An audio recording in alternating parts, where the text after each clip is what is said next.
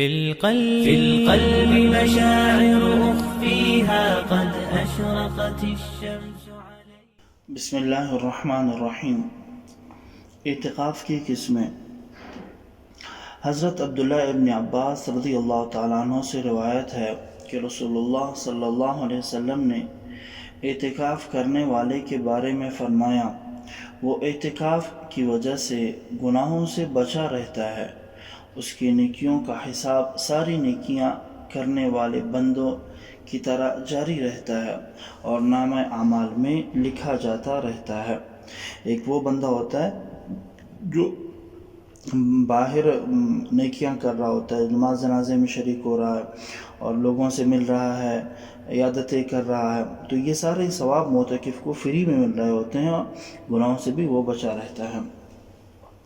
اعتکاف کی بنیادی طور پر 3 قسمیں ہیں. پہلا اعتکاف واجب ہے. اعتکاف واجب کا مطلب یہ ہوتا ہے کہ کسی نے منت مانگی ہو، کہ منت کی 2 صورتیں ہیں. ایک منت وہ ہے کہ جس کو کسی کام کے ساتھ اس نے معلق نہیں کیا، تو اس نے کہا یار بس میں ویسے ہی میں 2 دن کا اعتکاف کروں گا یا 3 دن کا اعتکاف میں کروں گا. ایک یہ صورت ہے. اور دوسری صورت یہ کہ جسے کہا جاتا ہے اعتکاف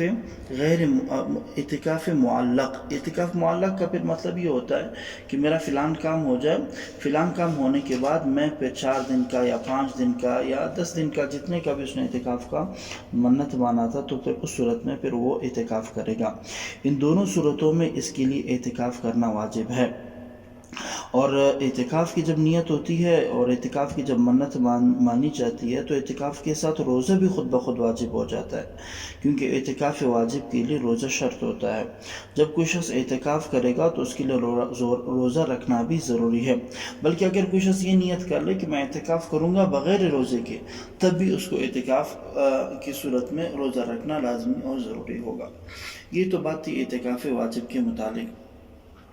دوسرے نمبر پر ہے اعتکاف سنت. اعتکاف سنت کا مطلب یہ ہے کہ رمضان شریف کے آخری 10 دن کا اعتکاف جو ہے یہ سنت موقدہ کہلاتا ہے. اور یہ 20واں جو رمضان ہوتا ہے غروب آفتاب سے پہلے، 20 رمضان المبارک کے غروب آفتاب سے پہلے آپ نے مسجد میں داخل ہونا ہے، اور پھر یہ ختم ہوتا ہے عید کا چاند دیکھنے تک، خواہ وہ عید کا چاند 29 کو نظر آتا ہے یا 30 کو نظر آتا ہے.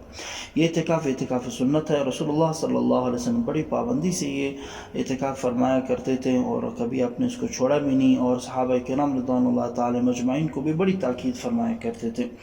اور یہ اس کی ذمہ داری یہ بھی ہے کہ یہ اعتکاف سنت علی الکفایہ بھی اس کو آپ کہہ سکتے ہیں.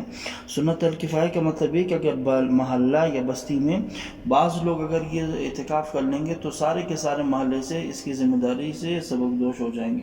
لیکن اگر پورے محلے میں ایک بندہ بھی مسجد میں اعتکاف میں نہیں بیٹھے گا تو سارا کا سارا محلہ گناہگار ہوگا اور اس کا وبال بھی ان پر پڑ سکتا ہے. تیسرا اعتکاف مستحب. اعتکاف مستحب کے لیے روزہ شرط نہیں ہے اور نہ اس کے لیے کوئی مقدار مقرر ہے کہ 10 دن ہے، 2 دن ہے، 5 دن ہے، بلکہ 1 منٹ کا بھی آپ جو اعتکاف کر سکتے. حضرت امام محمد رحمۃ اللہ علیہ کے بارے میں منقول وہ فرماتے ہیں کہ تھوڑی دیر کا اعتکاف کرنا بھی جائز ہے اور اسی پر فتویٰ بھی ہے. اس لیے جب آپ مسجد میں جاتے ہیں تو اعتکاف کی نیت آپ کو کر لینی چاہیے. آپ کو اعتکاف کا نماز تو آپ ویسے بھی پڑھتے ہیں، 5 منٹ آپ کو ملتے ہیں، 10 منٹ، لیکن اس میں یہ ہوگا کہ آپ کا وہ ثواب جو ہے وہ بڑھ جائے گا. جب آپ مسجد میں داخل ہوتے ہیں تو اللہم افتح لی ابواب رحمتک پڑھنے کے بعد نویت الاعتکاف ما دمت فی المسجد، آپ اردو میں بھی کہہ سکتے ہیں کہ میں اعتکاف کی نیت کر رہا ہوں جب تک میں مسجد میں ہوں. تو انشاءاللہ آپ کو نماز کا بھی ثواب ملے گا، ساتھ میں اعتکاف مستحب کا بھی.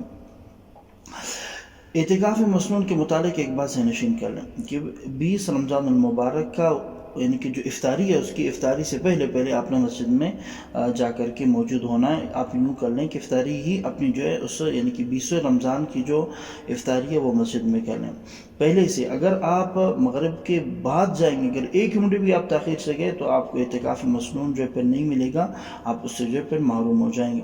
اور دوسری صورت یہ کہ اگر آپ پہلے ہی سے عصر کی نماز پڑھ لی، ابھی آپ مسجد میں بیٹھے ہیں، آپ نے اعتکاف کی نیت نہیں کی تو غروب آفتاب ہو گیا، غروب آفتاب کے بعد آپ نے نیت کی، پھر بھی مسنون اعتکاف کا آپ کو ثواب نہیں ملے گا.